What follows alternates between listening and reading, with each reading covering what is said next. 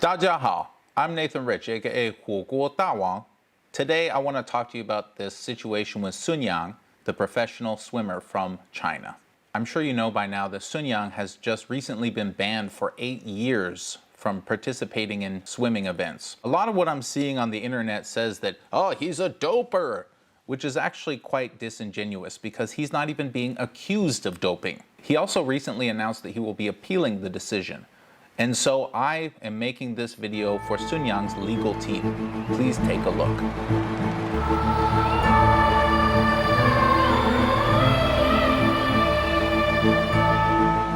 First, let's take a look at the timeline of events as I understand them.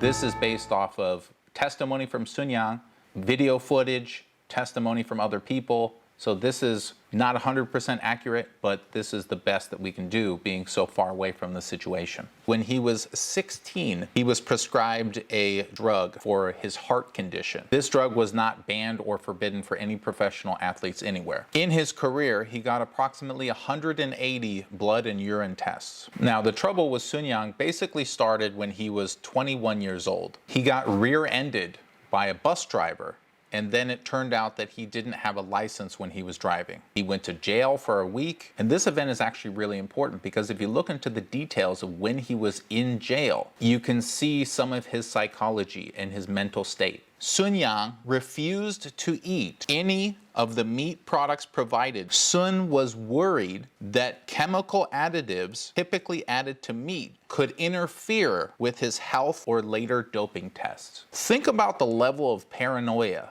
that you have to have about testing. You won't even eat the meat at all. You're terrified to eat it because you don't want to fail a doping test. To me, so far, this sounds like someone who isn't doping and is terrified of seeming like a doper. Then in 2014, the drug he was prescribed is now banned. And just a few months later, he tests positive for that drug. Then he's banned for 3 months. They conceded it seemed likely that Sunyang did not know that he was violating a rule since they had just recently banned it. And here's something from 2017 that very few people understand. But before I can explain this to you, I need to explain how the testing works for these athletes. You have FINA, and FINA will hire another company, and that company will basically hire individual contractors who are licensed to go around and do the testing. So FINA is responsible for the testing. They outsource that to another company. That company essentially hires freelancers. WADA, the World Anti-Doping Agency, they're kind of like the police for this. They investigate and audit FINA to make sure that FINA is following all the right policies. When you're an athlete and you get tested, this is the way that it works. Every day you have to report to them where you will be for at least 1 hour that day. Doesn't mean that they show up, but they always need an hour window so that they can randomly show up and test you during that time. Now, how do they actually test you? There's a DCO, which is basically the head of that particular testing unit, the doping control officer. And then they'll have like a DCA, which is a doping control assistant. And then you also have like a BCA, which would be a blood collecting assistant. So this is somebody who's more specialized in getting blood, right? A nurse, for example. Normally,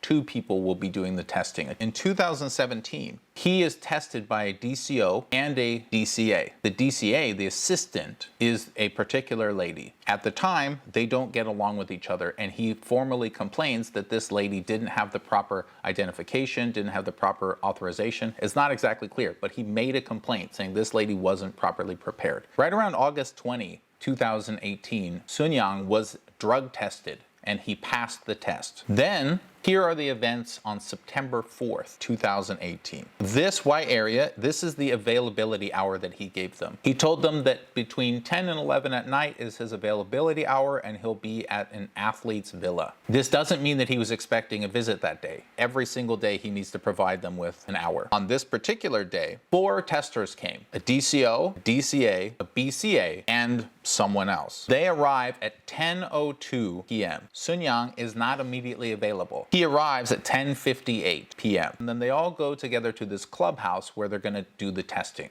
When Sunyang sees these people, he recognizes the DCO as the lady that he knew a year before as an assistant. And she's got a female blood collector, a female assistant, and a guy. you have to have a man there because the man needs to watch the athlete urinate to verify that it's a valid test. Sunyang gives blood to the BCA, and he notices the man is taking pictures of him, which is totally unprofessional and very weird. Then the guy starts telling Sunyang that he's a fan of his and wants his autograph. And so Sunyang says, basically, who's this guy? Be professional. You need the proper license, authority, proof, evidence, papers. Everything has to be totally legit from you guys. The DCO tells Sunyang, oh, this is a primary school friend of mine. He's just literally some guy that the DCO knew and just brings him along to have some guy taking pictures of him who wants to follow him into the bathroom. For some reason, that seemed a little unprofessional to him. He finished the blood test while he was realizing that there's literally some random person in his house taking part in this. So then he starts really pushing back. We already know that he's argued with this lady before, so clearly they already don't get along. Sunyang's mom is also jumping in saying, whoa, what is this? You know, my son is an athlete, he's a star. I'm sure she's saying all this kind of stuff. You can't just have some homeless guy coming off the street. So they start getting into it. The DCO is panicking and calling people, calling her superiors, trying to figure out what to do. And Sunyang is saying, look, I need to see the credentials and the authorization and the authority letters, all these different things. He's asking for what he normally sees from these people, which is a letter that shows, here's me, I'm the DCO, this is me. Here's you, this is your name. This is saying that we are authorized to do tests on you. He's demanding to see the papers that say his name and their names and that everything is being done by the book. So the DCO shows him her information and she checks out. The other people's information is very shoddy. It's not what it's normally supposed to be. And the guy, literally, he's just, oh, here's my ID. I mean, here's who I am. So he has no authority, no authorization to be there. So Sunyang and his family basically are panicking now. If somebody is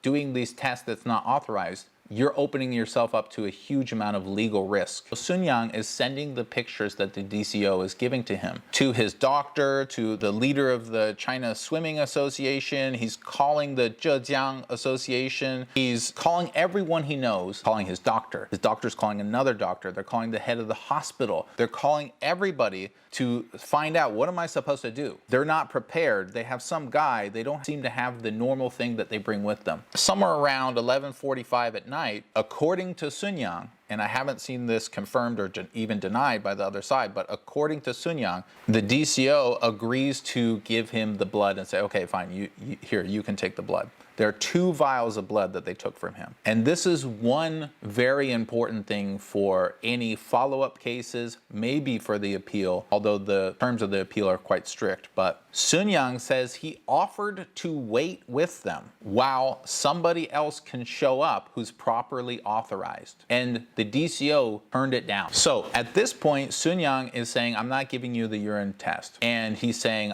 I'm not letting you leave with the blood test. Sunyang's doctor actually arrives and says he believes neither the DCO nor the DCA were properly accredited. So if you're Sunyang, you have your doctor, you have the head of the hospital, Zhejiang Association, the leader of the China Swimming Association. You're calling all these people and all of them are telling you there's something wrong with these guys, don't do the test. If you're in that situation, what are you going to do? What they decided to do was sign an agreement at 2:50 a.m. So it's very late at night now. Everybody's, I'm sure, had a crappy evening. So they signed this agreement that basically says, we're not going to finish this test because I don't agree that this is correctly done and you can't leave with the blood. The DCO then warns him that if their team isn't able to leave with the blood containers, it could constitute an anti-doping rules violation. She doesn't specifically say that it will. So then basically what happens is Sunyang's team essentially destroys one of the vials with a hammer. The other vial is not destroyed, by the way. Sun's mom takes away all the stuff and everybody dissipates. So that's the event as it happened.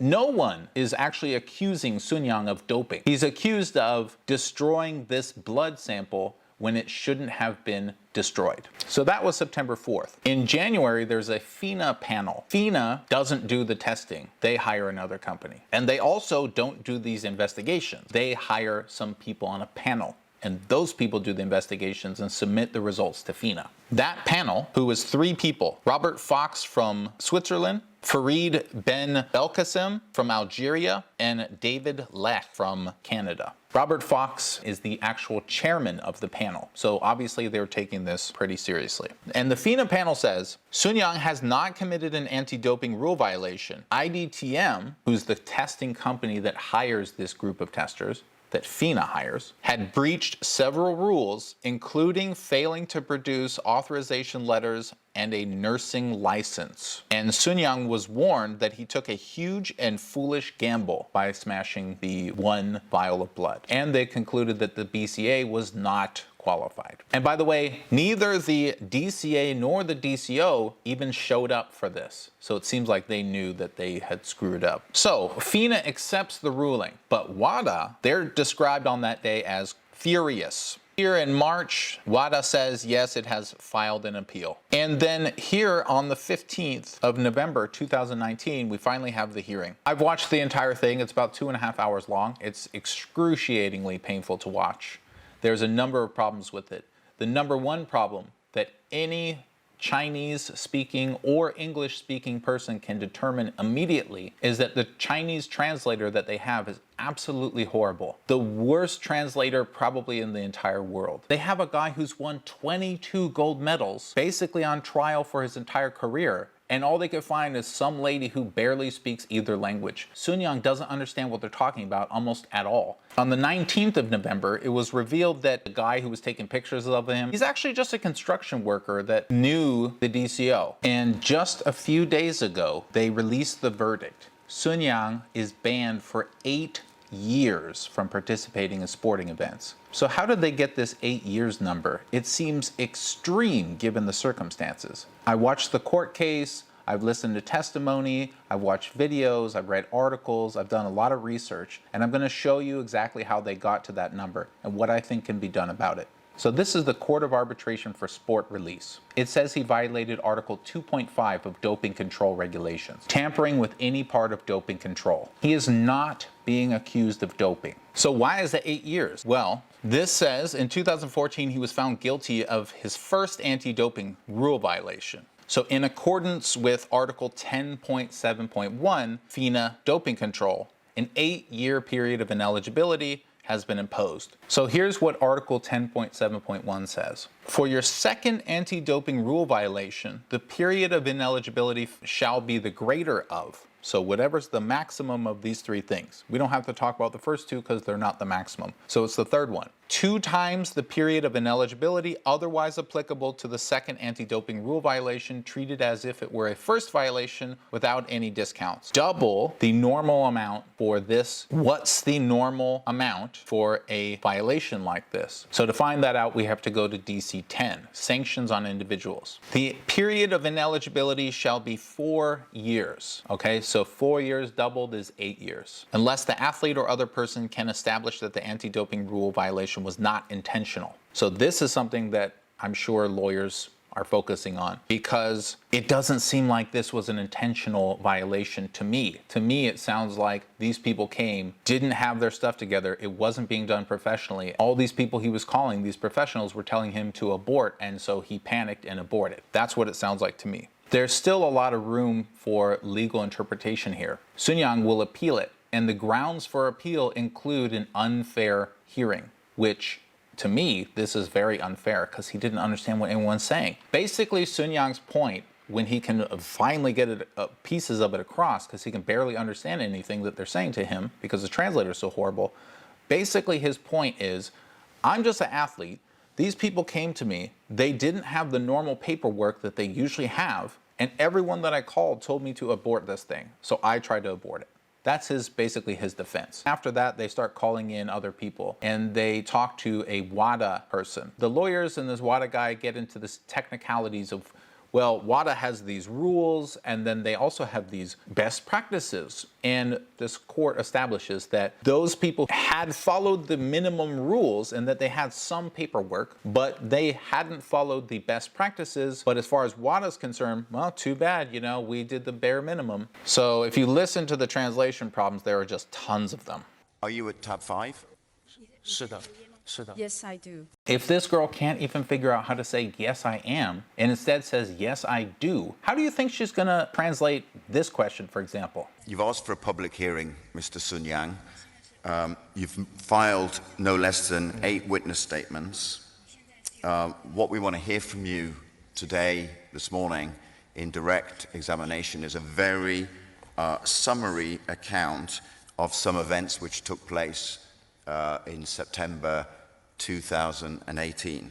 So I'd like to take you to the evening of the 4th of September 2018. Can you please describe what happened when the officers who came to test you arrived? Or what about this translation in which she literally just seems to be making up words that aren't English at all? I tend to have a tendency to faint if I licken up the blood.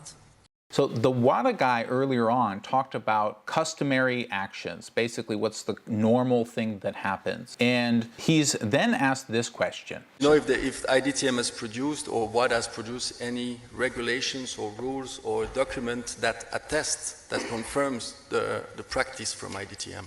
The lawyer seems to be trying to establish if IDTM had created actual rules based on the best practices of WADA. Because if those were actual rules, then that could have been a rules violation from them. I know this is a little confusing, but there's a point to this. He asked that question.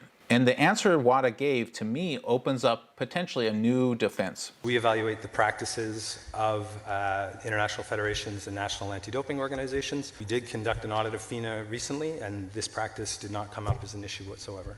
WADA basically just said, well, we're the ones who do the investigations. We do the audits, and we audited FINA, and this issue didn't come up. It's not exactly clear what he means by that. Either he means that normally all of the companies that FINA hires to do the testing, normally they do follow these best practices. Or he means they kind of just do whatever they want, and as long as they're doing something between the rules and the best practices, it's never really been an issue for the athletes, to which I would hazard a guess to say that that sounds ridiculous. All professional athletes in the world are just totally fine with literally construction workers with no qualifications at all coming into bathrooms and watching them urinate. That seems extremely, astronomically unlikely that there isn't an issue with that. But if he means the other thing, if what he means is, well, normally this isn't an issue because these subcontracted workers normally do show all this evidence of with their name and the other person's name and all these best practices that WADA says aren't technically required. If that's normally the case, then there's, I think, a stronger defense for Sunyang, because from Sunyang's point of view, we know he's been tested 180 times. So if you can establish that of those 180 times, the vast majority of them or all of them were done in one way, and then suddenly they're done in a different way with no notification to the athlete, then I think that's a pretty strong defense for his actions to say it's unreasonable to expect that athletes will accept a sudden, massive decline in the standard of people testing them, with his professional team apparently not knowing that these very, very low minimum standards is what WADA will accept. Next question they ask WADA seems to tell me they don't really think of this as a valid argument. He basically just asked in another way and then kind of said, well, no further questions. To me, that opens up the possibility of exposing it's an unreasonable expectation that athletes should just allow anyone who comes with the DCO to go and watch them in the bathroom. You get this one lady who you've already argued with, and she comes with a construction worker friend of hers to come watch you in the bathroom, and unqualified other people, the whole thing's a mess. She's got a bad attitude. You know, you're in a bad mood, it's late at night, you don't want to be dealing with this. It seemed like they were fighting and arguing, and that devolved into Sunyang and his team trying to abort the entire thing based on the recommendations of his professional team.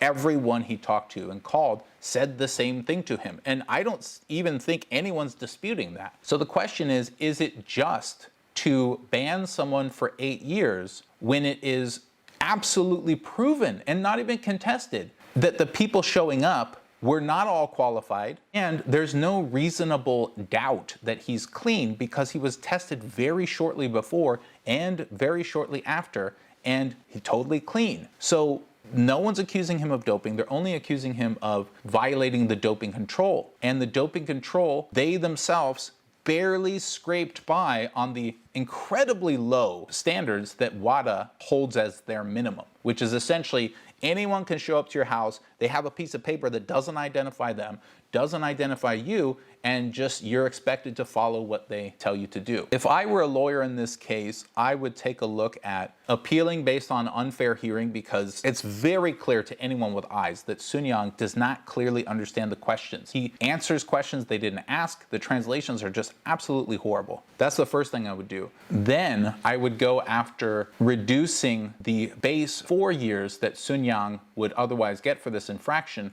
to 2 years if you can prove that it wasn't intentional. I don't think that it's reasonable to assume that he intentionally tried to violate the standards. I think that the evidence shows he intentionally took his actions, but he was doing that based on he had expected that the entire thing was null and void. That would at least reduce his base to 2 years, which would reduce his ban to 4 years. If this is allowed to go as it is, this will expose athletes across the world to a very dangerous situation. Because now I can just call up any DCO and say, hey, I'll give you a little money if you let me meet Sunyang or some other famous athlete. And then I can just go over there, take pictures with him, try to get an autograph, go watch him in the bathroom, do whatever I want. I'm just some guy with no accreditation, and I don't have to fear anything bad happening to me, because if that athlete gets out of line, he's banned. So to me, I don't see a doper. I see a person who is obsessed with not doping. It's interesting to hear the Australian swimmers who are absolutely proven to be dopers name-calling Sunyang as a doper when in fact he's not even accused of doping. It's a crazy world out there. So I hope that the lawyers for Sunyang can see this. Maybe they've already thought of these things, I don't know. But I did watch that hearing, and it didn't seem like anybody really picked up on that nuanced item, which is if everything is normally one way, that is usually a pretty good defense. At least a defense for it wasn't intentional, which would reduce his ban in half. And if what they're saying is, oh, they just sort of randomly do it and we never have these problems, I mean, that's impossible. If you have people showing up who treat you like trash and aren't qualified and are some construction workers, and they want to go watch you in the bathroom, you think no athlete complains about that? That's totally unrealistic, and I think it would be easy to disprove that. There's still hope for Sunyang to reduce his ban or even get it reversed altogether. And it's not hope based on trickery, it's hope based on the real facts. So please, everybody, help me spread this message, and hopefully his lawyers will see this, and maybe they already know this stuff, but who knows, it could be helpful. So thanks, everybody. 谢谢.